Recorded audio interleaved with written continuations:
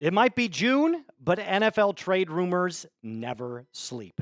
What's going on, NFL football fans? Welcome into NFL Daily by Chat Sports. My name is Moose, and on today's episode, Kyle Pitts trade rumors and Tyreek Hill trade rumors.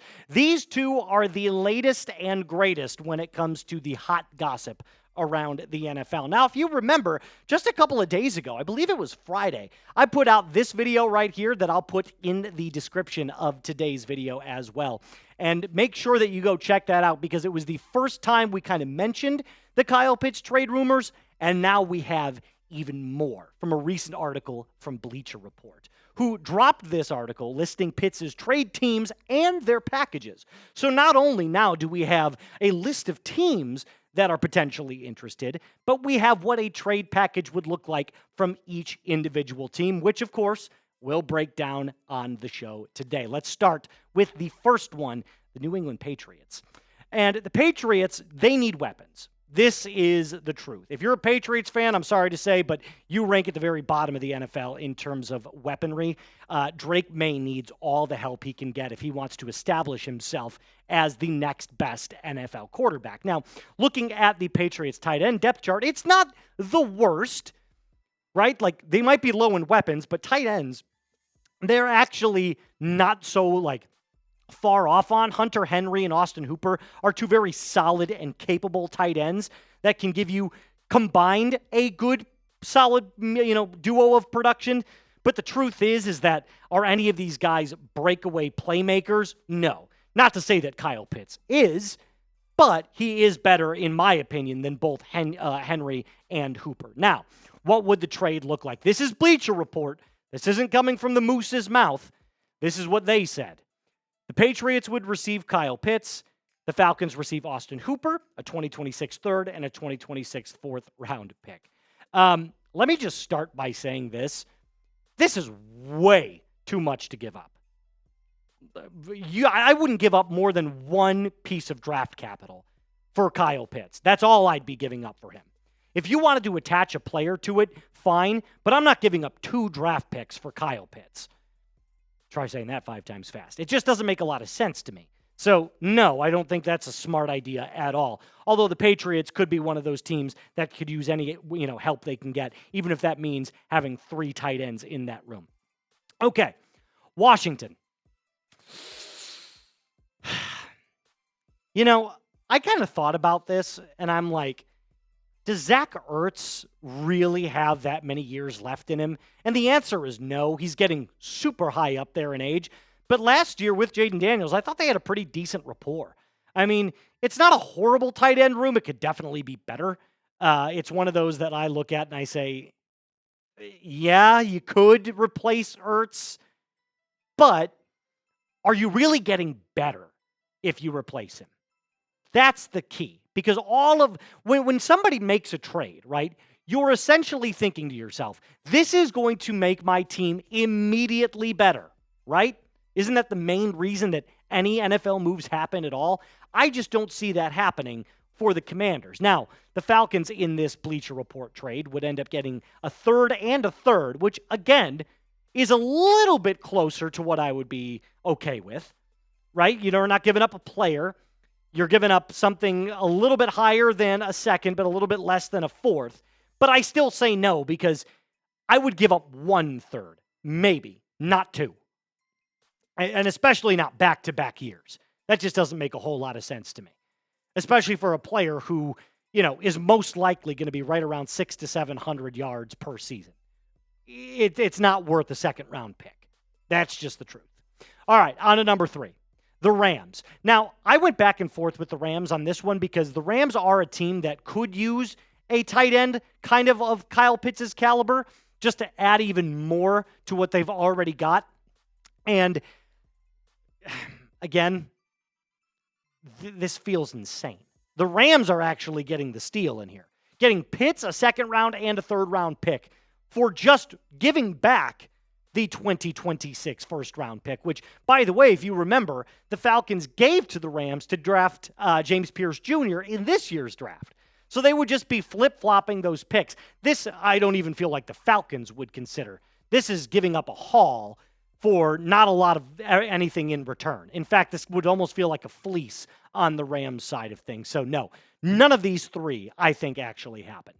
But it's fun to speculate. Who will Kyle Pitts play for in 2025? I still think it's the Falcons. I don't think they're trying to give him up. I think they need as many weapons as they can give to new quarterback Michael Penix Jr. But let me know what you think in the comments and description of today's video. Sorry, just the comments of today's video. Get used to saying that. All right, number 4, the Tennessee Titans. These are the ones that make more sense, in my opinion, especially Tennessee and who you'll find at number 6.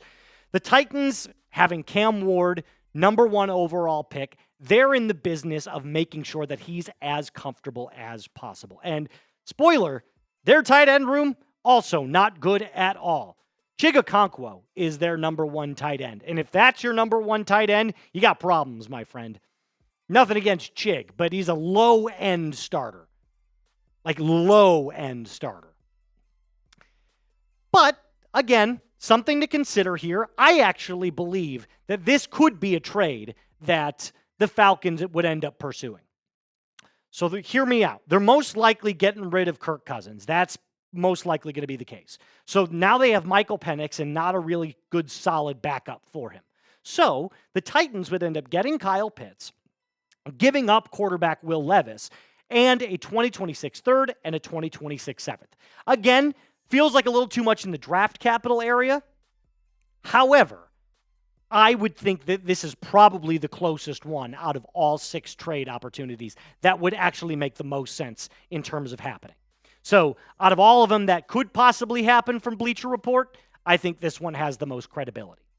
Moving on to number 5, a team that doesn't need a tight end, the Cleveland Browns. I don't even know why they're on this list. The Browns need another wide receiver, that's for sure, but not another tight end. They just drafted Harold Fannin. And in terms of upside, Fannin has far more upside than Pitts does at this point. Now, if you remember when Pitts came out of the draft, everyone was like, oh my God, future Hall of Famer Kyle Pitts. Number 4 overall. Can't wait to see his career progress. Well, he certainly hasn't lived up to the hype. And David Njoku is clearly the number 1 option right there. But if you were to make Kyle Pitts the number 2 there, okay, now we're getting somewhere. Although, like I said, I don't see it happening because they just drafted Fannin. And this is an awful trade idea from Bleacher Report. How often do you see straight-up player-for-player trades? It almost never happens anymore. You have to have at least some draft capital in there. So giving up Greg Newsome to receive Kyle Pitts, this feels like a lateral move to me. In fact, for both teams, it makes 0 sense. Therefore, worst one out of all 6. Sorry, Bleacher Report, this sucks. Okay, before we move on to the final of the Kyle Pitts trade rumors, make sure that you start shopping for the summer with our friends at Fanatics. I'm a huge golfer, and you know that I have to load up on all of my sweet polos for my time on the links, and that's where Fanatics comes in. Not only can I get my favorite NFL team, but they've got sweet deals on these as well. 60% off these polos right now with the link that I've put in the comments and description of today's video. Make sure you start shopping with Fanatics today. Moving on to our final Pitts trade target, the Pittsburgh Steelers. Again, a team that is in desperate need of a tight end, that's for sure.